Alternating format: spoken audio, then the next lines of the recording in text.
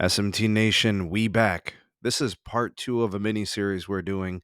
T-Mobile means business. We did the first video. You guys can check it out. I'll put an end card at the end, or I'll put a description link for you guys down there. If you want to check out that video first before this one, and then go to this, come back to this.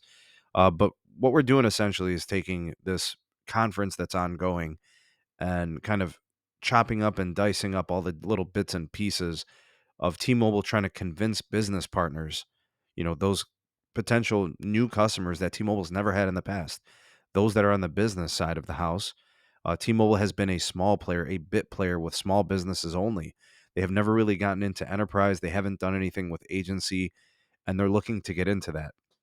The end game is to go from 10% to 20% penetration within the business segment, and it's going to need a complete dedication of capex. It's going to need a huge elaborate plan, and it's going to need proper execution if they're going to get there, because Verizon and AT&T are not just going to lay down, right? They're going to compete in this type of arena very fiercely, because these are the accounts where the bills get paid every month, and those bills are quite high, and they open up doors for other opportunities. So T-Mobile knows that. It's post-merger. There's no more sprint. They've done all they've had to do up to this point to put themselves in a position to really start this thing and get the wheels in motion. Okay, so one of the slides that they presented here at this conference up here on the screen is continued investment in spectrum. This is something that T-Mobile likes to hang their hat on, the fact that they have the most sub 6 gigahertz spectrum amongst all the major carriers. All right, mid-band spectrum holdings from 2024 and beyond. All right, this means that they're not expecting any other spectrum auctions between now and then in these frequencies.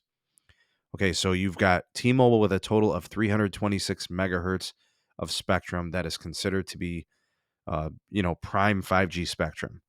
Okay, you've got spectrum on the TDD side, you got spectrum on the FDD side. Okay, so for TDD, that is their N41 5G UC. What's also going to be their 5G UC is probably going to be the 3.45 gigahertz, the DoD, and then you have the 3.7 gigahertz C-band, and then they also do have some CBRS. Now, look, I'll be honest with you guys. I don't think I've ever connected to CBRS for T-Mobile. Nobody's really connected to the DoD and C-band for T-Mobile either. These are future frequencies, and they're probably going to be elements of really critical operations for business. But the N41, the 2.5 gigahertz, is an essential part of their consumer side and their business side. All right, now for the FDD, this is all the stuff from before. Okay, so this is AWS, which is band 66, PCS, which is band 2, band 25, and then I didn't even know they owned WCS spectrum. I had no clue. That's band 30, if I remember it correctly, because I know AT&T has it, and it's like spectrum that was, I think, formerly of like XM radio, or it's the same band. Anyways, so T-Mobile's in the catbird seat when it comes to total spectrum. All right, Verizon's coming in at 245, compared to T-Mobile's 326. Verizon's got 174 megahertz of TDD and 71 megahertz of FDD. All right, so where is Verizon getting that 174? It's a combination of the CBRS and then the C-band. All right, and then for AT&T, they're coming in at 210 megahertz, 118 on the TDD side, 92 on the FDD side.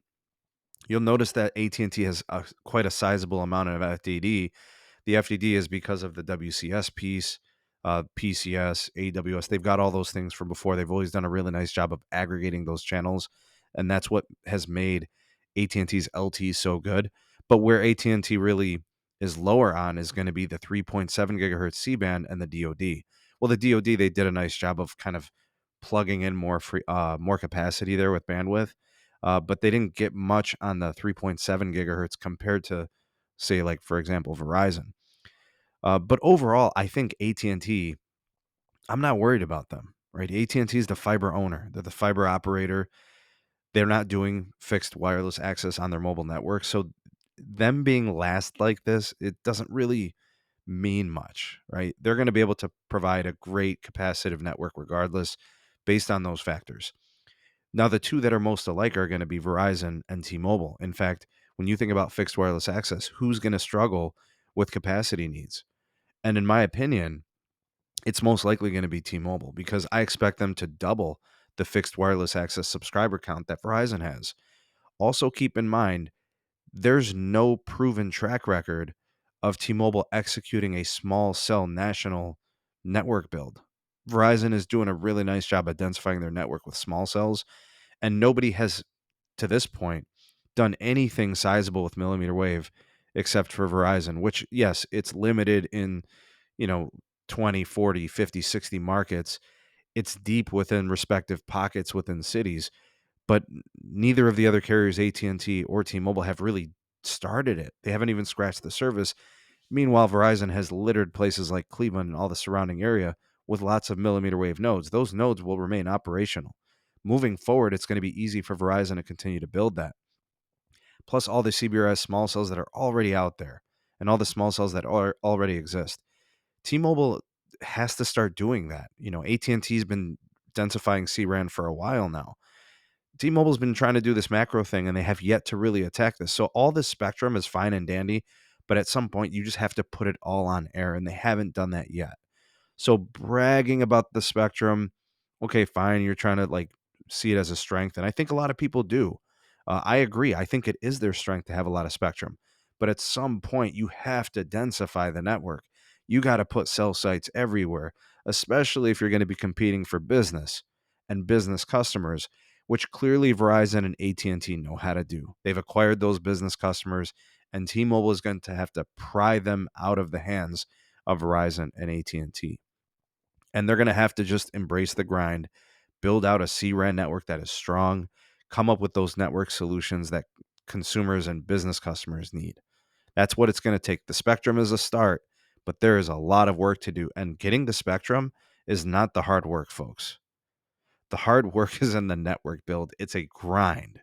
There's everything from permitting to fiber, the cost for backhaul increases, partnerships and agreements.